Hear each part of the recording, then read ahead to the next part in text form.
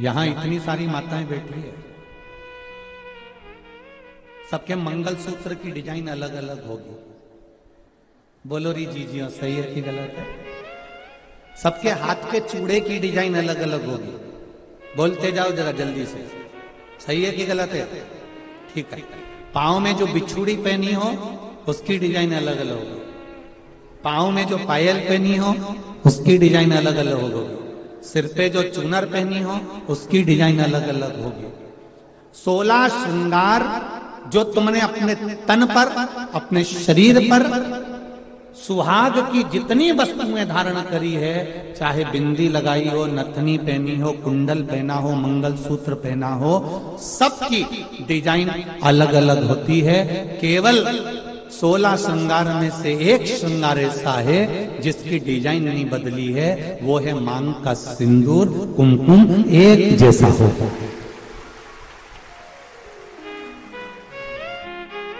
बोलो सही है कि गलत है? मांग का सिंदूर, मांग की कुंकू, मांग में लगने वाला कुमकुम, इसकी डिजाइन कितनी बदल गई लोगों की जिंदगी में। मंगलसूत्र की डिजाइन बदल गई, चूड़े की डिजाइन बदल गई, कुंडल की, नथनी की, बेंदा की, सब की डिजाइन बदली, टीकी की भी डिजाइन बदल गई, पर नहीं बदली तो मांग के सिंदूर कंकु की डिजाइन नहीं बदली, क्योंकि इस डिजाइन को तो परमात्मा ने छाप कर भेजा है, तो उसको बदलना भी मुश्किल है, वो नहीं बदल सकता। मंगलसूत्र के दाने एक बार निकल जाएंगे ना, चलेगा। नाक की नथनी एक बार निकल जाएगी ना, चलेगी। बिछुड़ी जल्दीबाजी में कहीं निकल जाएगी ना, चलेगी। बिंदी कहीं निकल जाएगी ना, चलेगी। हाथ का चुड़ला कहीं निकल कर रखा गया ना, चलेगा। पर मांग का सिंदूर कभी भी मांग से नहीं निकलना चाहिए।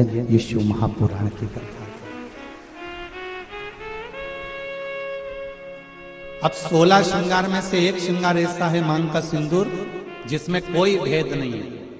करोड़पति माता भी अपने सिर में लगाती है और एक सब्जी बेचने वाली भी अपने सिर में लगाती है। वो सिंदूर ने समानता बनाकर रखी।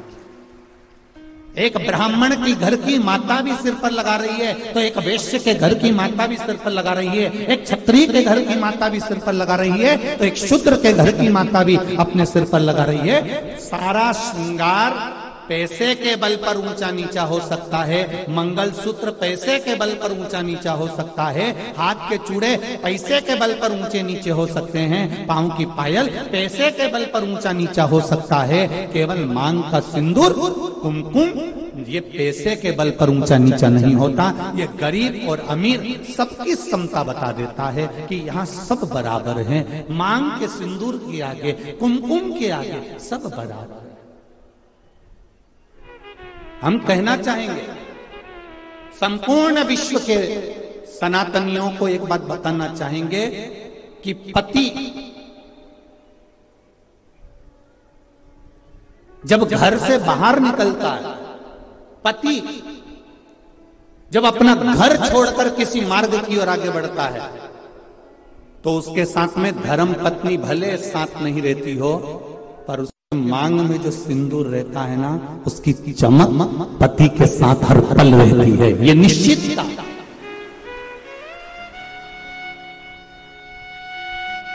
उसकी भक्ति का बल, उसके भजन का बल, उसके स्मरण का बल।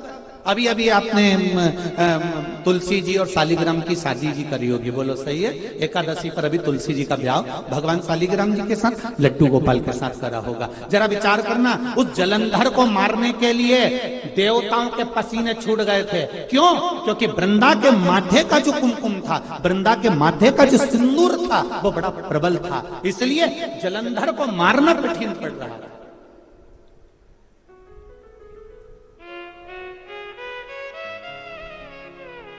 फिर करा क्या गया कि इसके सात्वित्व को डिगाया जाए, और सात्वित्व को डिगाने के लिए भेजा। जब उसका सात्वित्व डिग गया, सात्वित्व टूट गया, तब जलंधर के प्राणों को हरा गया।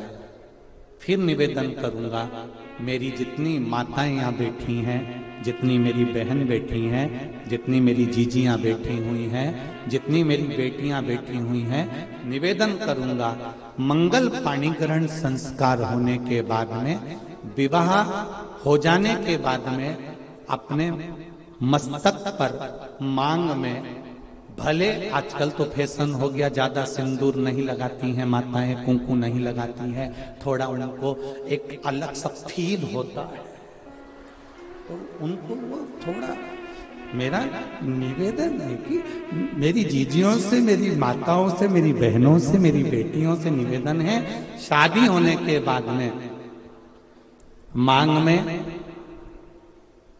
और एक फिर निवेदन करूंगा, वो पेंसिल जैसी नहीं, पेंसिल जैसी नहीं,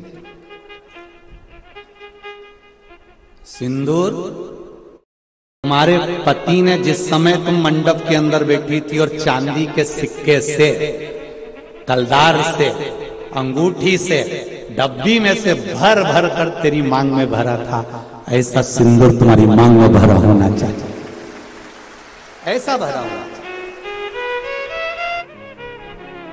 आपके माथे के सिंदूर, आपके मस्तक की कुंकू पर जो कुंकू आपने लगाया है, जो मस्तक पर सिंदूर लगाया है, वो बड़ा, हम सिंदूर और कुंकू का इसलिए बोल रहे हैं, टीकी का इसलिए नहीं बोल रहे हैं क्योंकि टीकी तो आज के जमाने में तुम ढूंढते रह जाओगे, एक छोटी सी पंखड़ी को भी काटते काटते,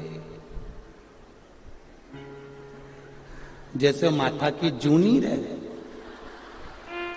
को निकालो, फिर देखो, बस ऐसी इतनी छोटी सी टीकी माताएं लगाती है, इतनी छोटी सी बिंदी लगाती है कि पूरा माथा पे ढूंढते रह जाओगे कि है कि नहीं है, पहचान करना भारी पड़ जाता है। निवेदन है, बिंदी तुम लगा रहे हो, कितनी बड़ी लगा रहे हो हमें उससे मतलब नहीं है, पर मांग में थोड़ा सा सिंदूर, थोड़ी सी कुंकू, थोड़ी सी रोली, जो भी आप लगाते हो वो थोड़ा सा इस मांग में होना चाहिए। अब कई लोग बोल रहे थे कि गुरुजी आप इतना लंबा तिलक लगा के आ जाते हो, कंकु यहां तक पोत के आ जाते हो, तो हमने कहा तुम नहीं लगा रहे तो तुम्हारे बत्तल का हम ही लगा ले, उसमें क्या टेंशन है, उसमें क्या जरूरत।